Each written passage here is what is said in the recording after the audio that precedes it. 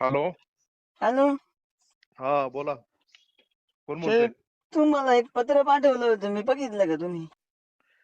कसलं पत्र? शेठ, तुम्हाला सांगतो मी, दादा आपले गेले, मी तुम्हाला फोन करणार नव्हतो, पण पर्याय नाही माझ्याकडे तुम्हाला फोन केल्याशिवाय. आता तुम्ही आता तरी काहीतरी करा. नाही नाही, खूप वाईट झालो. पर दादा गेल्यामुळं खूपच मला तर इतकं दुःख झालंय.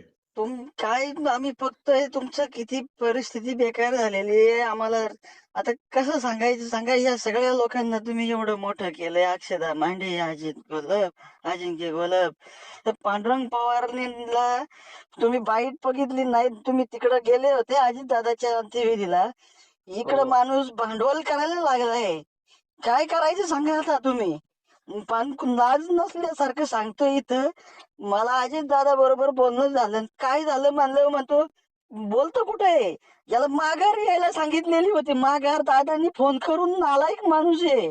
तुमच्या नाही, नावाने सांगितलं. इथं क्रियेला तिकडे जातो, श्रद्धांजली अर्पण करतो, लग्नात शुभेच्छा देतो, आणि तुम्ही सांगितलेलं ऐकत नाही. तर यांचं काहीतरी करा तुम्ही आता. काय नाही नाही, कमी केलं तुम्ही? अहो, माझ्यासारखे कार्यकर्ता कधी काही अपेक्षा नसताना तुमच्यासाठी जीव तुटतोय आमचा. तुम्ही ऐका ना जरा.